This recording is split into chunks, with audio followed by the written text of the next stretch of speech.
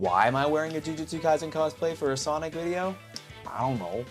Why do human beings do anything? Feel something. Hey guys, it's me again. So, a brand new Sonic game just dropped right after I talked about the current state of the franchise, which I justify to myself because it's reflective of why the previous instances of the series worked and the modern has quite a few flaws. I will continue to stand on business despite you guys disagreeing. I know the real ones are there for me. Shout out to Mixu for real. Shout out to Mixu for real.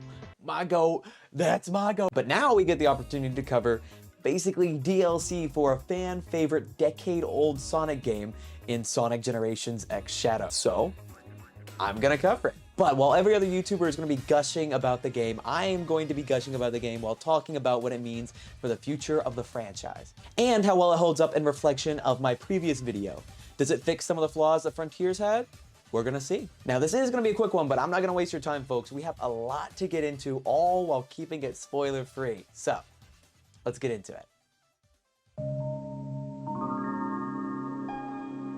Let's start off by covering the formatting of the work. Its presentation reminds me quite a bit of a particular plumber's foray into releasing a 7th gen acclaimed fan favorite game, Super Mario 3D World and Bowser's Fury. It's a short-length expansion of the gameplay that provides it in about half of the regular game, bundled with an additional remaster or re-release of the original product that it's using as an engine. The first point in Sonic's favor, for once, is that fact. Sonic games are meant to be replayed over and over again, and a lot of fans' enjoyment comes from that fact. The ability to get the controls so tight and perfect is what makes those games for them. It's just like Dark Souls.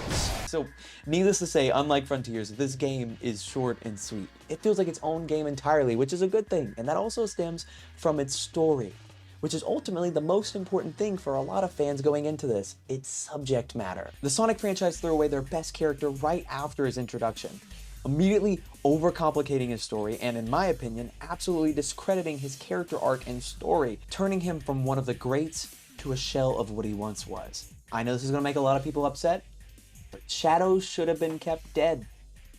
His sacrifice was the perfect ending to SA2. But now that sacrifice has become meaningless when not viewing Adventure 2 in a bubble.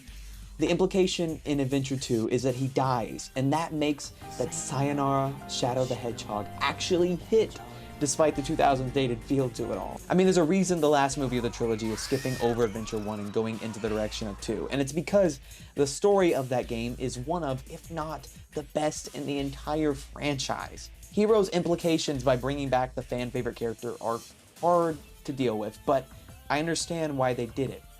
However, what they butchered of him afterwards just leaves a sour taste in my mouth. He's iconic, and they knew that, and so Sonic Team was riding off what they gave us with Adventure 2 for a while, but provided nothing of substance besides that. But this game is going back and connecting those thoughts, those little fragments of his story, and making it make sense, reinstating it into everyone's conscious and cleaning it up a little bit. And without spoiling anything, it births a whole new emotional peak for the character through the generation's circumstance. It was a great idea they had. They used the literal blank space of generations to create a canvas for a new tale in the Book of Shadow, and it's a page turner. So they're definitely on their way to fixing the issues I had with Frontiers' story. Sonic does not have to be a drama. It does not have to invoke these emotional heights that change the way I view the world, but it does still have to make me care. This one sweeps up all of the lore while still keeping a smile on my face, and I appreciate that. Plus the budgets they put into these cutscenes. To be honest with you, with all of the comments telling me how much they disagreed with my statement that one of the primary downsides to Sonic Team's recent incarnations of Sonic is the speed and flow of the game, I started to get a little bit insecure about my statement. But this game made me double down on it.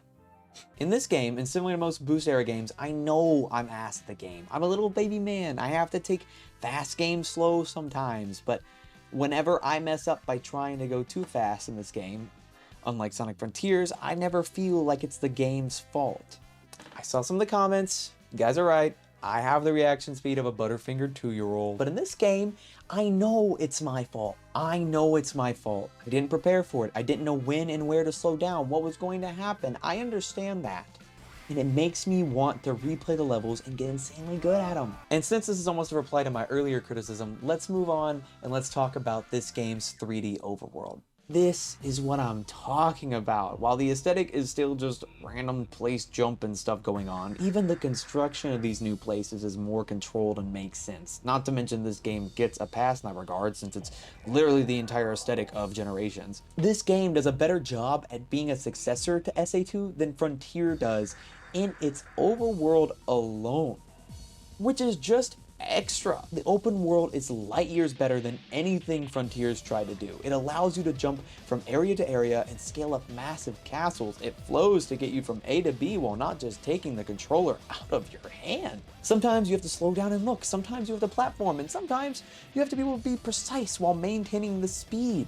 The movement is crisp and clean. It provides everything you want in a Sonic game, and it all flows together so well. Shadow's ability to teleport when he attacks is so clean in this game, and it's the glue to keeping combos and flow alive. Creativity in both the moveset and level design are back. They managed to do 3 things that bring the community out of together, and it's safe to say the world agrees. We got more of Peak Sonic to work with in a remake of Peak Sonic. They picked up an opportunity that originally disappointed fans and made it work. It's a perfect DLC to Generations. It makes all of Shadow's backstory, the elements that have been shredded up and scattered about, make sense. It culminates into a worthwhile and very welcomed addition to the roster of quality Sonic releases, and we needed a new one. Bad. I think we all liked Sonic Frontiers at first because of what it represented.